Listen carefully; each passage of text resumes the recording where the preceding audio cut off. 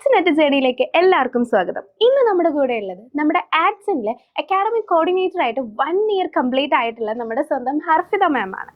So എങ്ങനെയുണ്ടായിരുന്നു ഹർഫിത, നമ്മുടെ ആഡ്സിലെ ഒരു 1 ഇയർ ജേണി എങ്ങനെയുണ്ടായിരുന്നു? ശരിക്കും പറഞ്ഞാൽ ഫസ്റ്റത്തെ 1 ഇയർ വളരെ പെട്ടെന്നായിരുന്നു പോയിട്ടുണ്ടായിരുന്നത്.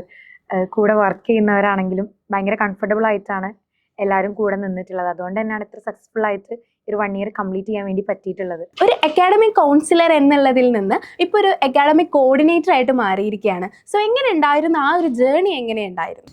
ഫസ്റ്റ് ഓഫ് ഓൾ ഇങ്ങനെ ഒരു പൊസിഷൻ ചേഞ്ച് തരുമ്പോൾ ടെൻഷൻ ഉണ്ടായിരുന്നു, എനിക്കത് ചെയ്യാൻ പറ്റുമോ അല്ലെങ്കിൽ എന്നെക്കൊണ്ട് അത് സാധിക്കുമോ എന്നുള്ളത്. പക്ഷേ സ്റ്റുഡൻസിൻ്റെ ഭാഗത്തു നിന്നുള്ള സപ്പോർട്ടും അതുപോലെ തന്നെ എൻ്റെ കൂടെ വർക്ക് ചെയ്യുന്നവരുടെ ഭാഗത്തു നിന്നുള്ള support, Rufaiz sir, Faiz sir എല്ലാവരുടെയും സപ്പോർട്ട് കാരണമാണ് 1 ഇയറിലേക്ക് വരുന്ന ടൈമിന് നമുക്ക് ഒരു കോർഡിനേറ്റർ, അക്കാഡമിക് കൗൺസിലർ എന്നുള്ള ഇതിൽ നിന്ന് അക്കാഡമിക് കോർഡിനേറ്റർ പോസ്റ്റിലേക്ക് മാറാൻ വേണ്ടി പറ്റിയിട്ടുള്ളത്. എന്താണ് ലാസ്റ്റ് ആയിട്ട് നമ്മുടെ സ്വന്തം സിഇഒനെ പറ്റിയിട്ട് എന്താണ് ഇപ്പോൾ ഒന്ന് പറയാനുള്ളത്? ഫൈസി സാർ എങ്ങനെയുണ്ട്, ഇപ്പോൾ കാണാൻ കിട്ടാറുണ്ടോ? എന്താണ് സാറിനെ പറ്റിയിട്ട് എന്താണ് പറയാനുള്ളത്? ഫൈസാറിനെ കുറിച്ച് പറയുകയാണെങ്കിൽ നമുക്ക് എപ്പോഴും അവൈലബിൾ ആവാത്തൊരു വ്യക്തിയാണ്.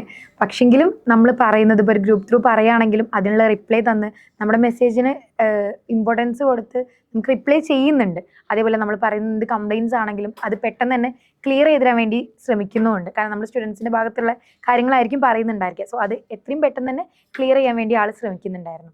ഓവറോൾ ആഡ്സിൻ അടിപൊളിയാണ്. ഇപ്പം നമ്മൾ ആ ഒരു സെയിം ഏജിലുള്ള കൊളീഗ്സ് ആണെങ്കിലും സ്റ്റുഡൻസിൻ്റെ ഭാഗത്തു നിന്നുള്ള എല്ലാ കാര്യങ്ങളും കൊണ്ടും ഞാൻ സാറ്റിസ്ഫൈഡ് ആണ്. തുടർന്ന് പോകണം തന്നെയാണ്. എന്തായാലും ആഡ്സിനും കൂടെ ഉണ്ടാവുമെന്ന് കരുതുന്നു.